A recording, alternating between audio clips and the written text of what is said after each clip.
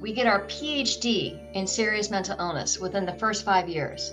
Along with our own masters in social work, we become experts in SMI pharmaceuticals, medication management, and evaluating SMI symptoms. Once you learn that the system is in fact not a system, you become an advocate to change the lack of system with the hour and a half you have before bedtime because you know you have to work a full-time job in the morning. To say caretakers face headwinds is a gross understatement. We're facing Category 6 hurricanes. And I was like, this is it. Like, if you know what? I mean, this is our reality. Yep, these are the challenges that face caregivers caring for people with schizophrenia and related disorders. Nicole Drapeau Gillen found information here and there, but she couldn't find a definitive handbook. So she wrote one. Nicole is our guest. Welcome to our podcast, Schizophrenia, 3 Moms in the Trenches. From the place where schizophrenia and real life collide. East Coast, West Coast, Middle America. With Miriam Feldman, Mindy Greiling, and Randy Kay. Welcome to episode 83. I'm very, very excited about our guest today because I have in front of me the Post-it notes. You can't really see it on YouTube, but anyway, the Post-it notes that I wrote when I first spoke to Nicole before her book was published. And it says, Caregivers Handbook, 3 publishers already interested, Schizophrenia and Psychosis, a handbook for caregivers. And I was like, oh, let us know when it happens. I'm so excited. And the book has been published. And the title says it all and is the title of this episode as well. Mindy's got hers. I've got mine. As usual, I'm unprepared. Mimi doesn't have hers handy. But that's okay. We are going to talk about what do I do now? And I mean it, this definitive, the Handbook for Schizophrenia Caregivers. The actual title of the book is Schizophrenia and Related Disorders, a Handbook for Caregivers. And when we bring Nicole Drapeau Gillen on, we will talk all about it. I do want to welcome our new listeners to the podcast. We are 3 moms who have written 3 books. We have 3 sons. Adults chronologically, they all have schizophrenia and we're doing our best. Now we keep on keeping on. I'm so excited this week because we heard from so many listeners from Australia, from China, just to know that the podcast is reaching people all over the world. If you're new to us, we're like a grassroots podcast. We don't even have an official website. Our website is on our podcast host. So you can go to Buzzsprout and see our podcast there.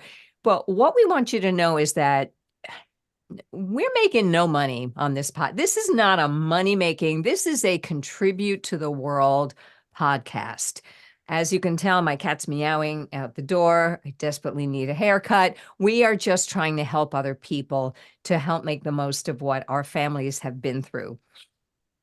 And people have asked me, well, what can I do to support your podcast? So and Mindy and Mimi, feel free to chime in, but I'm just going to say one thing you can do is either buy our books, read our books from the library.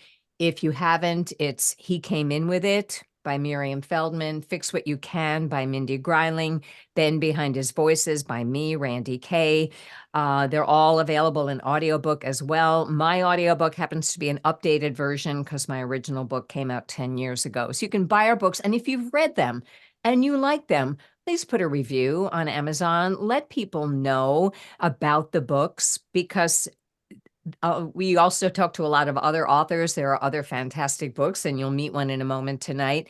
But just spreading the word is what you can really do. Join our Facebook page. Just go to Facebook and search on Schizophrenia 3 Moms, and you'll find it.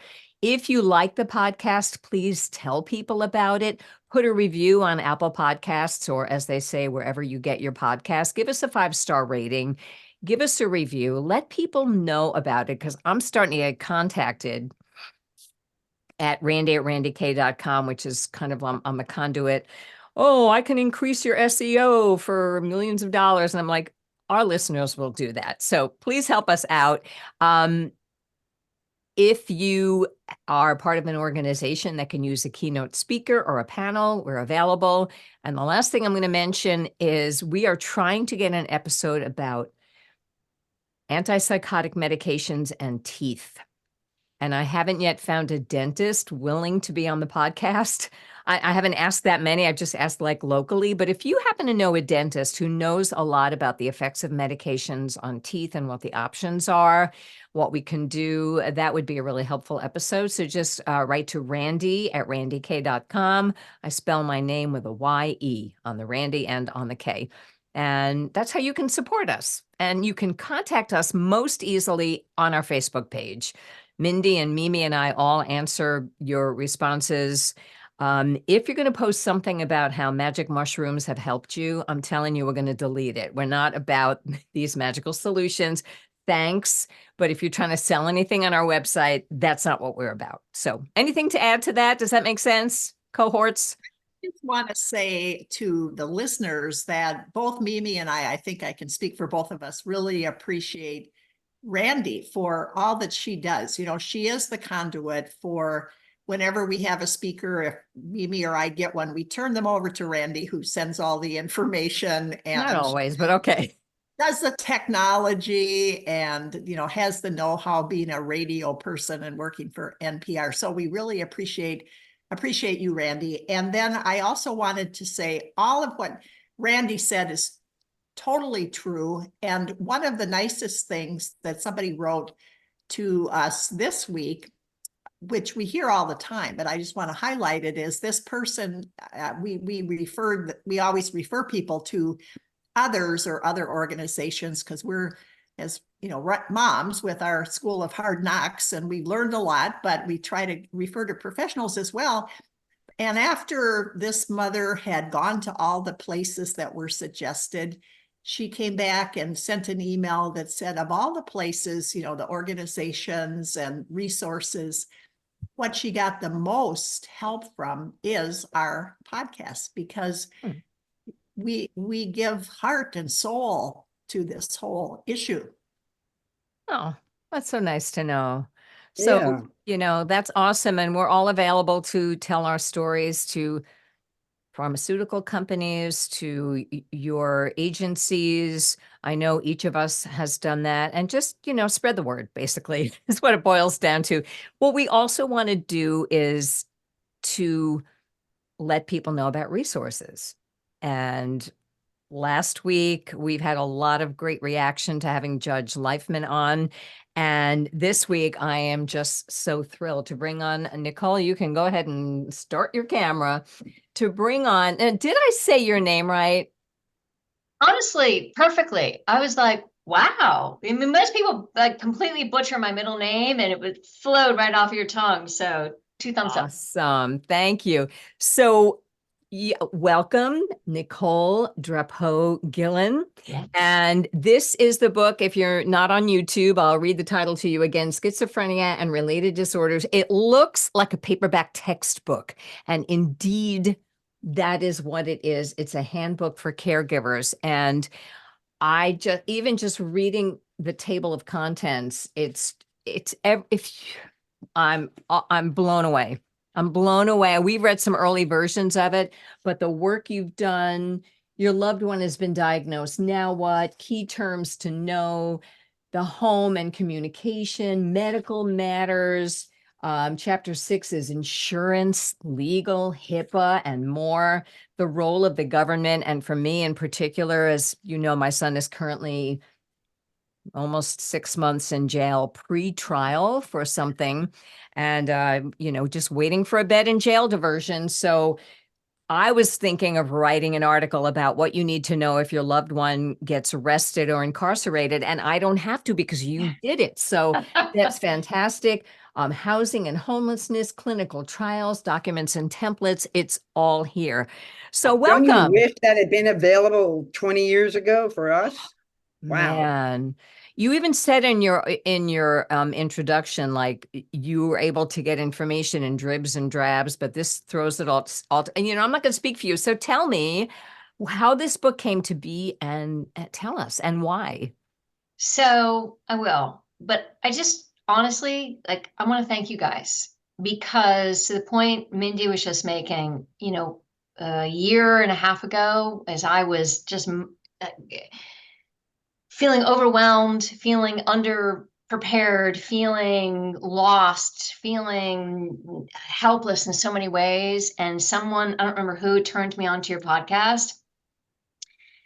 It's so heart-based, and yet it's practical, right? And so and I just felt like I could learn. I was like, oh, that's a great tip. Oh, that's a good idea. Oh, I need to. Yes, yes, yes. And yet I always felt walking away enriched. So I just wanted to start and say thank you, because you guys have been my beacon in terms of how to think about this as I started on my own journey. Well, you're welcome, and thank you. On page 99, you thanked us back by listing our podcast as the first in the section and said how much it helped you. It's kind of what you just said right now. So thank you for that, because that will help other people to find this same kind of help, which is why we do it. Like Randy said, we aren't paid. We want to help people. Yeah, no, I agree. So, I don't even know where to begin. I talked to both of my kids today. I'm like, can I say this? How are you comfortable with this? What about this? What about that? Because, it's just, my story begins, or our story begins 24 years ago when my husband at the time left me and my 1-year-old and 2-year-old. And so I became a single mom to 2 babies a long time ago. And my younger daughter actually early on showed signs of mental health issues, anxiety, depression, really severe ADHD. So I was thrown into the world of medication and therapy and all those things years ago. So when my older daughter got sick about 4 years ago, I was like, oh, I know how to do this. I got this. I know how to talk to doctors. I know about medication. I'm good. No problem. And I quickly learned how naive I was and how complicated and frustrating. And, for my older daughter, the one who got sick with schizophrenia, um, you know, it came as a shock. She was living overseas. She had gone to school in Scotland. That's where she got her degree from the University of Edinburgh. She was living this large, beautiful life in a foreign country. And I was like, check, successful mother. I got the badge. I did it. She's good. She graduates, and 6 months later, the wheels fell off the bus. And, and oh, by the way, I mean, not to get too specific, but as her psychosis was building, this thing called COVID came roaring in. And it was literally that first week of March of 2020 when I flew to Scotland, and I was like, hey, good news. You're shutting down your apartment. You're quitting your job. We're putting your stuff in storage and you're coming home. And so I ripped her away from her life because I could see that things were very, very wrong. And then COVID happened, and trying to figure out all of this while COVID was happening, it was a mess. And I did everything wrong, partially because I came into thinking, I got this, I know how to help. And I got some skinned knees in the process of trying to move her in the right direction. And you name it, like all the things that we all face in terms of multiple hospitalizations. She was on 4 antipsychotics before I got her on clozapine, praise clozapine. Right. Praise the Latemans. Bunch of hospitalizations. I had psychiatrists who fired us because they're like, oh, she's too sick. I can't help her. But then hospitals wouldn't take her because she wasn't a threat to herself or to me. And so there was this gray zone of the psychiatrists couldn't help her. Hospitals wouldn't take her. What do we do? And you know, just all so I these know, at this point, your younger daughter is relatively stable at this She point. she is. She has a local job. She's doing IT sales. She's on good medication. She's killing it, right? My younger one Right. she's acknowledged and embraced her own issues. Unfortunately, they were both born with these things, obviously, and really, really on a good path. So. So you're dealing with it sort of one at a time, and now you've got the older one. Okay. And just, FYI, if you're a first time listener, the Lateman that we're talking about is Dr. Lateman. There's a whole episode on that, talking about clozapine, and Mimi and Mindy's sons are on it. My son is not currently on it, but doing okay on what he's on for the moment.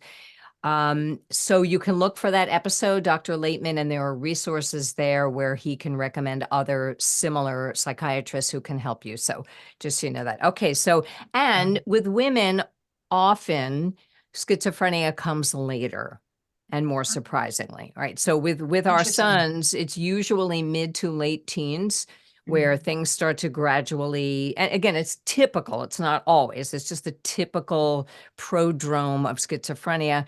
With females, it often comes later and more suddenly, is what I have learned. So that's what happened with your daughter. Okay. Yeah. I mean, there was an inkling that something was off when she graduated college. Like she just didn't seem like herself. But then I thought, oh, Nicole, you're projecting, right? Like you're just sad that she's living overseas. You're just not happy that she's not here, you know. And so I dismissed all of the things that I thought I was seeing. And come to find out, no, it was absolutely part of it. And the other thing is because she had been living overseas for 4 years, for all of college, and she would come home for Christmas or summer. And so I'd see her for little snippets of time, and I might think, it doesn't seem like her. But oh, it's it's teenage. We normalize, right? Yeah. Yeah. So, anyways, it hit us like a freight train, and brought her home, and I stumbled all over the place, and just was personally not in a good headspace. And then finally, the Latemans took us on took her on as a patient, us, her, me, whatever. And They do take the whole family. right. I mean, yeah. And so that's when after we finally got her to a good point, I was like, so my other sort of big part of the story is for those 2 years when we were struggling and we were going through all these hospitals and antipsychotics, and I just kept seeing her getting sicker and sicker and sicker and sicker. And I was joining groups. I was joining Facebook groups and NAMI groups and, all these different support groups. And what pissed me off is I'd be on these calls and someone would say, oh yeah, I did the bloody blah with the bloody blah. And I'm like, wait, how's that? And I'd write it down. And then I'd be on another call 2 weeks later or a different support group and somebody go, yeah, the bloody blah with the bloody blah. And I'm like, I didn't even know that existed. And I write that down. And it kept upsetting me that there was no place that had all this information so that I knew what I needed to do. And it was somewhere in this interval where I discovered you guys, and I'd listen to your podcast with a pen and paper, and I'd be writing down notes. No, literally, you guys, it was so important because this information wasn't anywhere. And so I'd be writing down notes, and you would have a reference to this or person about that or information about this. And it was in this process that I realized I was like, okay, I need to organize my thoughts, if nothing else for myself, which is why it started out as like a Google Doc. I'm just gonna organize my things. And then as I move forward to organize my things, I'll just create a little pamphlet, right? I'll hand it out to my buddies, right? Like, hey, here's information on SSI. Hey, here's information on this. And I was like, okay, well, maybe it'll be like a pocket guide, right? 20, 30 pages. And then, and then finally one day I'm like, oh, for the love, Nicole, just write the book. And that's when I dug in. So I do have a couple of slides though that hopefully might sort of frame everything up for the listeners. But at the end of the day, that's my story. That's why I wrote it. And yeah, All right. Are we All ready? right. So, Should we do this? thank you so much for that background, because I honestly didn't know why you wrote the book. I just knew it was there. But let's, if you're watching on YouTube, obviously you're going to see a little slideshow. And if you're listening, you can go onto YouTube later and watch it. But I think, Nicole, you'll pretty much explain what's there. You can always ask me on Facebook. And Nicole, if you want to make this available, or if they can get in touch with you, if you want to make this available, you can send the slideshow to them, but it's probably all in the book. All right. So we're going to learn this about 5 minutes of slide presentation, or Yes. go for it. Yeah. And Okay. if you need me to go faster as I go through it, just stop me and tell me. The other thing is, some of these slides are wordier than I'd like, but they're usually like a quote. It's an extract from something, and I didn't want to diminish sort of like the totality of it. But I will talk you through every slide. Great. So this is a good example. So this is actually a direct quote from a friend of mine on Facebook who is a caregiver. And when I was telling her about coming on this podcast and this and that, she wrote this to me. This is verbatim. And I asked her if she would be okay if I put this out there. And she said yes. And I just thought it so encapsulated the reality of our world as a caregiver, where, first bullet, we get our PhD in serious mental illness within the first 5 years, along with our own master's in social work. We become experts in SMI pharmaceuticals, medication management, and evaluating SMI symptoms. We become experts in LEAP, which is, wonderful, CBT and DBT.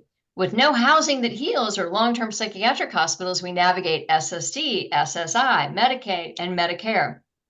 Once you learn that the system is in fact not a system, you become an advocate to change the lack of system with the hour and a half you have before bedtime, because you have to work a full-time job in the morning. And the challenge is not easy, fair, ethical, humane, supported, or even understood by the very people who are evaluating, making laws and policy. Mindy, close your ears on that part. To say caretakers face headwinds is a gross understatement. We are facing Category 6 hurricanes. And I was like, this is it. Like, if you know what? I mean, this is our reality. And that's why I break in here just 1 minute. Yeah. So for people who are just watching for the first time, Nicole's reference to me was, I served in the legislature for 20 years. So I obviously knew all of this, and I educated a lot of my colleagues, and there were more of them like me than had come forward to begin with. So by us talking and advocating, we get people to start working on something they know they should, but they haven't come forward about their own families yet. And then I just want to say, I was almost late to this podcast, because the other thing you can do if you don't have good elected officials, I have a political button here, vote Tara. And I just came just got here like 2 minutes before this podcast, because I co-hosted and spoke at a political fundraiser for a county commissioner in my area, someone I've known for years and years. And she had a son who died actually because of his serious mental illness, but she's now giving back. So we can influence policymakers. And if we don't have enough that are informed, we can recruit them, help them, get them elected, and then we reap the benefits. So always be politically active if you're not satisfied. That's in our spare time. Yeah. In our spare time. But yes, absolutely. Absolutely worth it. Yeah. No. And if you don't know what LEAP is, we have an episode on that as well with Dr. Amador. So you can check on that. If you're watching on YouTube, I've already put it on the screen. All right, Nicole, great slide. Keep going. Rock and roll. So left-hand side here, this is an NIH study. Did you know that NIH did a study on caregivers of SMI? And without boring you with all the information, I was shocked that on the NIH website, if you look at the bottom part in bold, they talk about the tumultuous journey, fumbling in the dark to grasp the incomprehensible, on your toes, enduring unpredictability, facing different forms of fear, and illuminated by 3 sub-themes, we won't get into those, and battling waves of sadness and regret. Like, this is from NIH talking about how hard this is. And, these are some stats that came out recently. According to NIH or NIMH, there are 14 million adults that have a serious mental illness in the United States. There's a lot of people out there. And according to the National Alliance for Caregiving, and this is based on elderly caregivers, but you know as well as I do, if you're a caregiver of someone with an SMI, it can be even harder. And that there's at least 20 hours a week. Well, if you take 20 hours a week, if you look at the very bottom row, 20 hours a week, if you assume it's half of the 14 million, 7 million, you're talking 340 million hours per week of caregiving. If you take that, if you extrapolate that out on an annual basis, it's 17 billion unrecognized, unpaid for hours of caregiving. It's just mind-blowing how much time and energy we have to put into this as caregivers for our loved ones. It's just, I don't know. As I looked at the statistics, I was like, yeah, it's a huge problem. But in addition to that, there's a personal cost of caregiving. And some of which are hard costs, some of which are soft costs. But if you start in the upper left, and we kind of go around like a clock, there's obviously direct financial costs, your medical, your professional care services, travel costs. There are indirect costs in terms of, maybe lost income or an impact on a career, a job you can't take because you have to be home. Time-related costs, which we just talked about. Emotional and psychological costs, burnout, impact on a caregiver's mental health. If you go to the bottom right, healthcare insurance, the premiums, the deductibles, legal, administrative, right? Setting up things like power of attorney or conservatorship or guardianship, administrative education costs, the constant researching and trying to get your hands on more information, and then social costs. I don't know about you guys, but for years, I didn't talk to my friends about this. Heck, I barely talked to my extended family about this.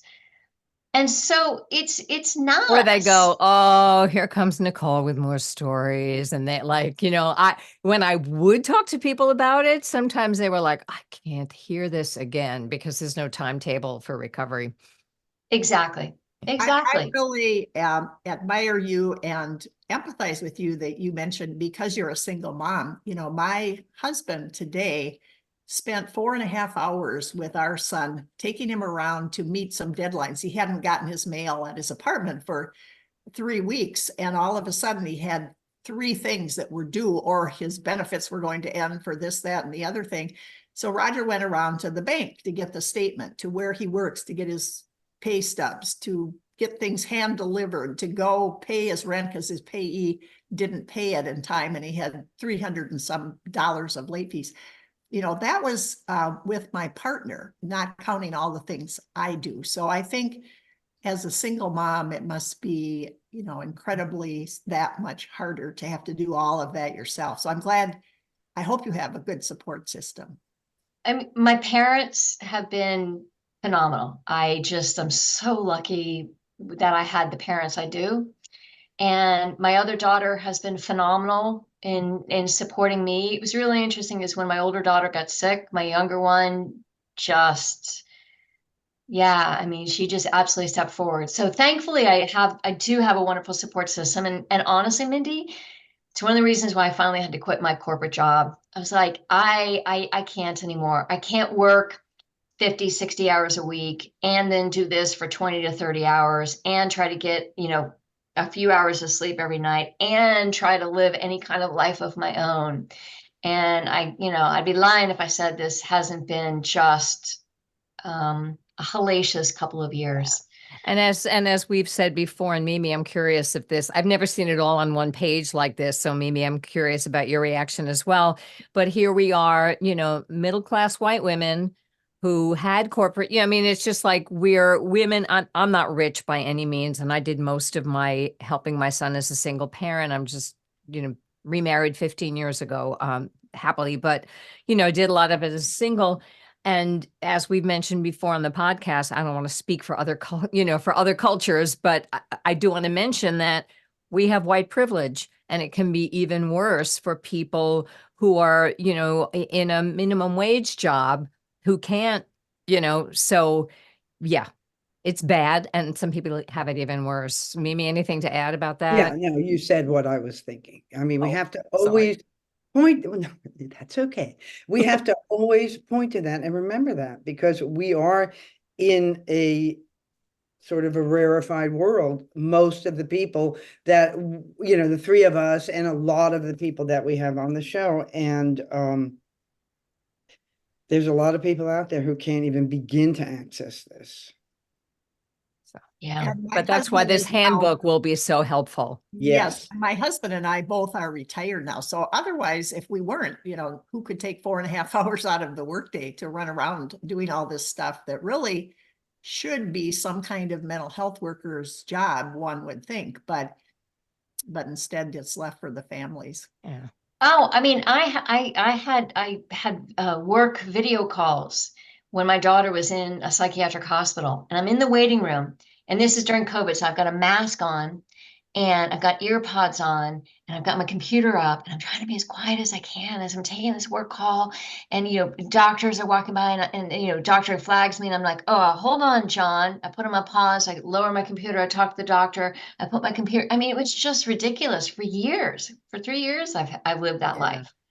All right, so let's move on. I know we're all talking. We're going to be a 3-hour podcast. No, I don't think we no. can do Trust me, that. I'll speed it up. So, but hey, good news, right?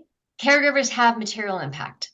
So, from a treatment perspective, when you know the right information, when you can apply the time and effort is required, we can reduce hospitalization rates. We can help with medication adherence. We can increase treatment engagement. We can have prevention of relapses. We can improve daily functioning and social functioning and coping skills, and then even for ourselves, ultimately reduce our own stress and improve our own mental health. So the reality is when we're equipped with the right information, all boats rise, right? So there is good news at the end of the tunnel. And I know this is going to sound ridiculous, but I don't know if you guys are familiar with Dr. Seuss and the Lorax. He has a wonderful book about the Lorax and the trees and how the Lorax speaks for the trees because all the trees are getting chopped down. And it's actually kind of a sad book. But in many ways, as I started writing this book, I started feeling at the Lorax, right? And speaking for the trees, speaking for these caregivers and for these people who needed this information and didn't have it. And so this is my personal mission statement. This is my personal big, hairy, audacious goal, which is, as we all know, knowledge is power. And so my mission is to empower and enable as many families in the US with information so they can help their loved ones to be faster and more effectively, helping them over the long term. So that's what's always been in the back of my mind. And so, in the United States, the reality is everything from healthcare, hospitals, and doctors to legal issues to, financial and insurance issues with SSI, SSDI, and Medicaid, to how jails and the police work, to how housing, government, and other government supports work are different in every state. Yep. And there's like 8 different categories, right? All of this is different in every single state. So how do you do this? How do you, if you're in Nebraska and I'm in Virginia, AOT is different, Black Robe is different, healthcare, hospitals, housing, it's all different. So what I tried to do in the book, and this is my last big slide, just so you guys all know, is cover the journey. And that the journey doesn't stop once they're on the right medication, because who knows what could happen at any time. Mm-hmm. And so, I started with the beginning. And as I wrote the book, I was thinking about this stuff. In the beginning, right, we are all hyper-focused on hospitalization. Are there case managers or social workers who might help me?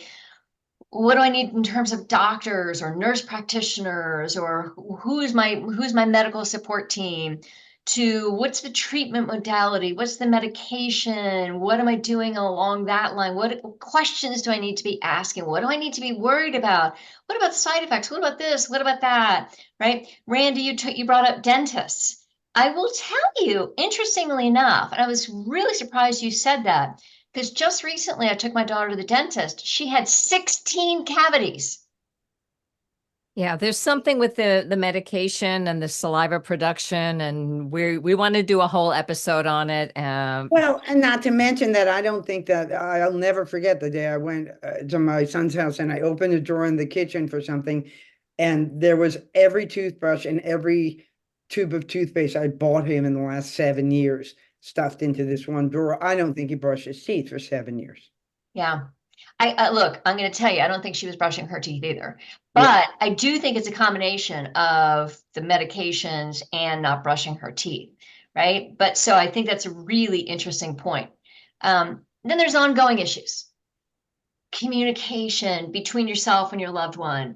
You know, what is all of this? And you know, the gentleman who painted the cover of the book, Rob Ramos. You know, I love Rob. He and I become very close friends since the book's been published, and he was reading it. He's like, you know what? No one ever told me these terms, positive and negative symptoms. No one ever talked to me about anosognosia. He's been struggling with this disease for 10 years, and he's learning all these things that he never knew. See, some of us have gotten it at Family to Family from NAMI, which is the one thing that is an ordered 8-week course that gives general information like this. So, Yeah. but I don't know if people with schizophrenia get that information or if they even want to hear it. So, Yeah, and he does, and he didn't. You know, support groups. That was the other thing that I kept scratching my head. There's all these websites out there that purportedly help this population, but I couldn't figure out how they helped me or my daughter. I couldn't figure out how to engage with them. And I was like, I'm confused. And I feel like I'm a relatively intelligent human being, and I couldn't figure it out. yeah. And then, you know, ongoing, the paper trail. Oh, the paper trail. How every hospital, every doctor, everybody wants to know. They want the big history and the small history. They want the medication history and the weight history. They want the, you know, If they ask. yeah, if they ask, right? And then there's all the stuff that can happen anytime. You know, all the crisis stuff, suicidal ideation, arrests, somebody who might run away.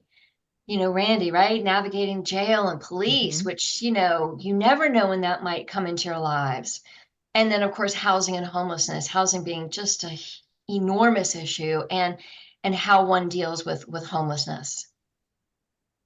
Then, of course, there's your legal issues. Your legal in terms of, as the caregiver, what structure you need to have in place Right. based on your loved one. Then there's legal issues of whether or not you want an advance directive for your loved one or not, because there's pros and cons, and financial issues and how you get all that structure set up. And then there's your long-term stuff. I mean, I don't know about you guys, but that terrifies me, right? When I'm a single mom. I mean, my kids haven't spoken to their dad in years. If something happens to me, how do I know they're going to be okay? How do I build that right estate planning structure? How do I make sure that they understand budgeting, and ultimately that there's this transition to self-support for our loved ones to You've the degree summed that it it. can take place. Absolutely. You've summed it all. You've summed up the struggle with it. Well, and also the transition to self-support is not even an option in so many cases, you know, in such a huge proportion of the population, there's not even an issue. It's never going to happen. Yeah, right. Exactly. And so then what? And so I have a whole section, obviously, in the book that talks about how to set up that structure so the right people can help, you know, your loved one. And that's it. I mean, this is just a quote from Bethany Yeaser from the Cures Foundation, where, you know, she found the book to be awesome. So I will stop sharing at that. No, this is great. It tells everything that's in there, and I have to say, it is so beautifully laid out, easy to follow, easy to highlight. How has it been going? I mean, has it been selling? Have you had good reactions from people? Like, what has happened since the book has been released? Yeah. So yes, it is selling. It's fascinating. I don't know who's buying it, right? It's like I check on the Amazon website and I see that, another couple of books I'm about, another couple of books I'm about. And I'm like, how do these people know about it? So it is selling every day more and more, which is phenomenal, makes me very happy. What's fascinating is I'm getting emails from people from around the world who are saying, like one person from the UK and one person from Canada saying, we need this in our country. And so much of what you've written is still applicable in our country. And I wrote it with the US in mind, Mm-hmm. but apparently we're not the only ones that are a complete disaster when it comes to serious mental illness. One thing that I think was really smart that we in this podcast use as well, you use the name schizophrenia in your title. Mm-hmm. And so we have schizophrenia, 3 moms in the trenches. You have schizophrenia and related disorders, the Handbook for Caregivers guide. People Google, when they are faced with schizophrenia, they Google schizophrenia. So when you're dealing with schizophrenia, you don't Google mental health and think you're going to find what you need there. So I think we just have to say that gives you an audience when you use what we're really talking about. It's a whole different ballgame dealing with schizophrenia. And so often, so much is lumped into the whole general conversation. And I think that's why people find such solace in this podcast and will find solace in your book. Because if they go to like a NAMI group and people are talking about all the mental illnesses, you can get a lot of things out of that. There's a lot of continuums and common things. But this illness is so different than all the others. And I think that's really smart for you to have schizophrenia in your title. Thank you. I appreciate that. It didn't come from a place of genius. I was just like, it's schizophrenia.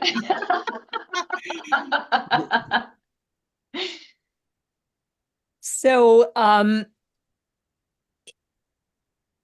I have shared that one of my favorite, because it's what I'm going through now, would have been much needed chapter. I learned all this stuff by hook or by crook in the last 6 months, but I don't know of any other place where I could have turned to when my son got arrested and found it and gone, oh, I need to do this, I need to do that.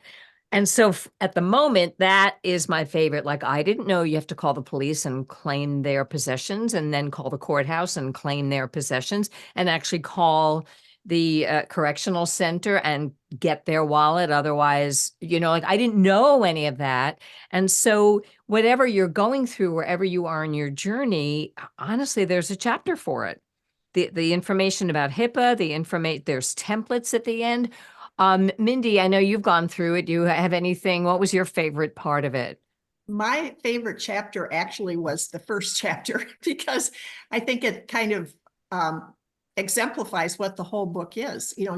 Nicole mentions that at the very beginning that you can read it straight through, or you can read the first chapter and then you know what all the different chapters are. She gives a preview of every single chapter, what's in there. And then you can read the whole thing, or you could do what Randy did and look for where you are right now and what you need and just read that chapter. I have to say, I skimmed through all the legal stuff. There's quite a bit in here for people that haven't done that yet. Our family just met with an attorney and set up all of the things that you mentioned. We did that a year or two ago.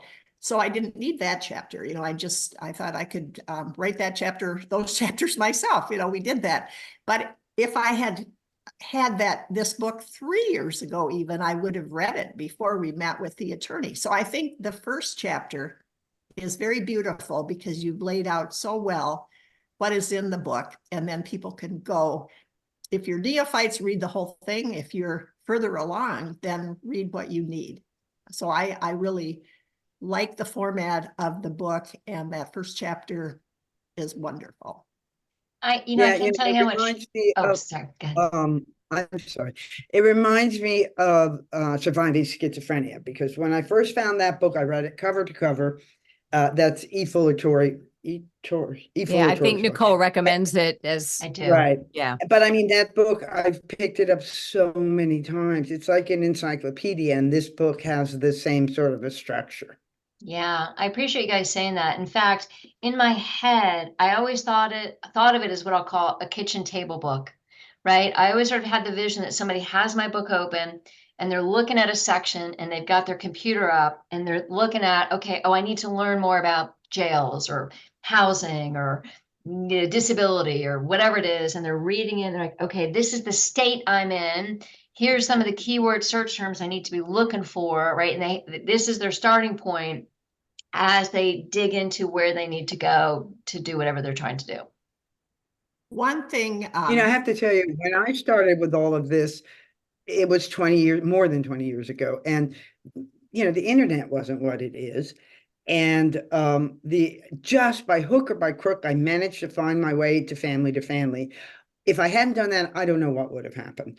But there was just no discussing this. Nobody talked about it. And there's so much more now. And you've sort of laid out this map for people. Like, one of my favorite lines in my own book is, would somebody please give me the mother effing map? Because there Yeah. wasn't one. And there is now. Right. and So, they, and surviving schizophrenia gave me a lot of information about the illness, Mhm. Yeah. but it didn't and couldn't, provide the resources. What a daunting, like, how long did it take you to write it? And would you do anything differently now that it's been released? Yeah. So it took me the better part of all last year. I took about 6 weeks off work, off my corporate job, just full-time sabbatical. And I just sat on my couch and I just wrote for 8 hours a day. I just wrote and researched and wrote and researched and wrote and researched. And that's all I did. I actually went to the beach with my family and I was like, all right, you guys go out. I'm writing and researching and writing and researching because my goal was to get this thing published in 2023 by hook or by crook. If I were to do anything differently, I think on one hand, I would love to have started sooner, but I probably was not emotionally ready. I was probably in too much of an angry, bitter place. I'm still fairly angry and bitter. that's And honest. what's that? I said, that's honest. Yeah, I mean, honestly, those first couple of years to see this just beautiful and just so smart, so social, so just wonderful human being on every level get decimated by this disease where, at one point she shaved her head, she gained all this weight from the antipsychotics, and the doctors didn't seem to care. And here I'm looking at this child, and I thought I lost her for good, at one point. So I was so angry at everything and everybody. And the book started becoming an outlet for me of just pouring all of that into a more productive way than railing at the sky. And I think, and maybe I would have quit my corporate job sooner. So I could have been more present with her and worked on this sooner and maybe even done a better job. Like, I feel like I did a pretty good job, but I feel like I could have done an even better job had I done a bunch of that. So, I mean, I hope and I hear from people that it has absolutely changed their world. Like, people are already telling me it has literally changed their world. And I can't tell you how amazing that makes me feel. But, I have to keep telling myself this is not about me. This is about everybody else and trying to do what I can for everyone who's been in the same situation that we've all been in. One thing that I think, I don't know if you'll be able to keep up the pace that you mentioned. You said you hope to update it annually, and I would encourage you to not quite do it that often, or you might wear yourself out. But I think that is a really good goal, with being able to do things on the computer and, we don't have to redo everything. You can just edit as you go. But I think to take input from lots of people that want you to keep it updated, that people will help you. For instance, I read the chapter, you mentioned your daughter's weight gain, and I read that chapter and I saw you had in there, nobody had told you about metformin. And nobody had told us about metformin either until we came across the doctor's Lateman. But now that is one tool in the toolbox, but our son is on Mounjaro, where he's lost even more weight than he ever did on metformin, where he plateaued. So when you do your next one, I hope you cover, those kind of drugs, so Ozempic and Mounjaro and others. So I think people will just always help you. In addition to your own things that you learn as you go along, you will hear from others as well. If you especially put out the word, what sections do you have suggestions? I gave a suggestion to Dr. Torrey, if he ever writes another surviving schizophrenia, because he had in there that people probably aren't going to be playing instruments or being musicians anymore if they have schizophrenia. And I told him about this really talented musician who performs in supper clubs and other bigger venues here in Minnesota. So he, suggested that he revise that one and don't put such a damper on people who are musicians that could continue on. So I think that's a really good way to think about your book. You will always be updating it. So to get it out there now was brilliant, and then you can keep going. But I would suggest maybe not every single year. Oh, see, Mindy, this is where I don't know what drives me. There's some sort of weird thing inside my body that just makes me go at a pace that when my kids were teenagers and they'd wake up in the morning and I'd be like, good morning. And they're like, shut up, and I still have this in me, this like drive. And so I am going to be updating this book every year, but wait, there's more. I'm thinking about doing a version in Spanish, something that was recommended to me, right? Because there's an enormous Spanish population in the United States that need this kind of help. I'm thinking about doing a Canadian version now. I don't know, and in addition to continuing to update this book. So yeah, there's more coming for sure. That is unbelievable. We are approaching, we have just a couple of minutes left. I just suddenly feel so inadequate. Your energy is through the roof. I think it's wonderful though. And does your book have a website, or how do people, because maybe they can write to you with possible updates. Maybe you can have a page where suggest your updates here and keep a document of what people are suggesting as you edit. But anyway, where can they find out about the book? Where can they get in touch with you? You've sent a few links and they are in the show notes. So I have that TikTok and your Facebook page and your website. But if they're just listening, what would you like to share with us? Oh my gosh. So I do have a website, schizophrenia-caregiver.com. I do have a Facebook author page, which is SMI Caregiver, Facebook/SMI Caregiver. And honestly, for anybody out there who's in this situation, contact me anywhere on either. I want as many people to give me comments, suggestions, their story. I don't care. I just to make sure that I'm hitting the right things and helping people in the best way that I can through the book. I'd love to hear it all. So, Oh, go ahead. No, it's just, I got an email, as I said, I think from someone from Canada the other day. No idea who this person is. Sent me this long email saying, we absolutely need this in Canada. And now I'm speaking to a Canadian Broadcasting Network reporter about, potentially getting coverage in Canada, maybe. So, I want to hear from everybody on any of the platforms. Awesome. We have a number of listeners in Canada, and I know a woman, Susan Inman, who wrote a book called After Her Brain Broke about her daughter's schizophrenia, and she's an amazing resource. I can kind of connect you with her. Our friends in Canada. Yeah, that would be, maybe you can even get an advance to make a Canadian version. And so God. you can afford to eat. That would be great. A what? Oh, what? I know. So I Um, would like to make one last point. I think we're probably getting out of time here, but one thing I really liked in your book a lot that you said that I don't think a lot of people always dare to say.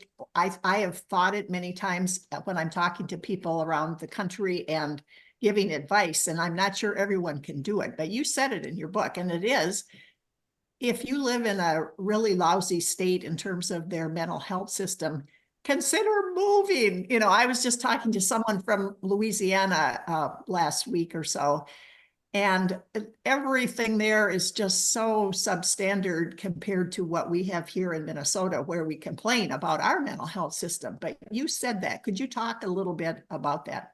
Oh gosh, it's criminal how bad healthcare is in some of our states and how few resources there are on every level. I mean, just the basics, doctors, hospitals, psychiatric hospitals, all the way to the more advanced in terms of housing and homelessness and things like that, or how the police are. And Mimi, I was just listening to one of your podcasts the other day, and you were talking about how you interacted with police, and you're in California, right? And I don't know if that interaction would happen at the time when you're in California, but these states are not equal, and sometimes that chasm is so enormous Yeah. that, and I mean, I'm in Virginia, and ours is not great.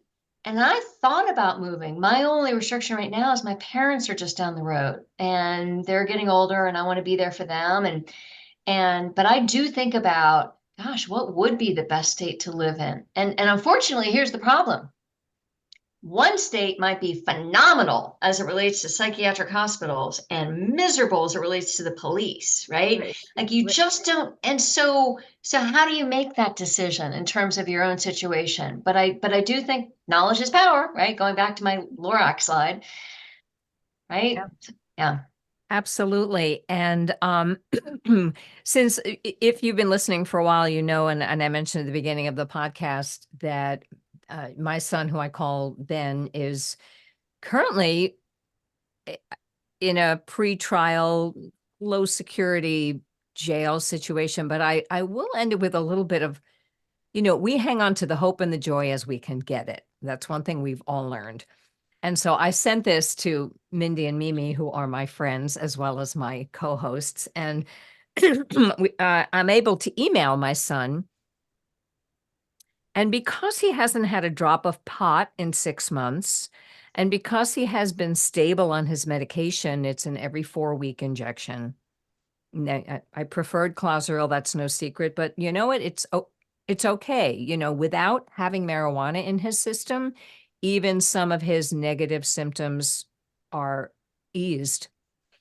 And he wrote me an email that was so loving and just thanking me for visiting and how it's the highlight of his week. And it means so much to him that I care so much about him.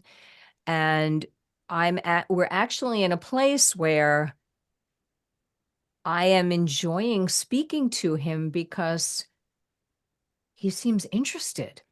And if you have a loved one with schizophrenia, it's all about them, all about them. What are you doing to me? What are you doing to me?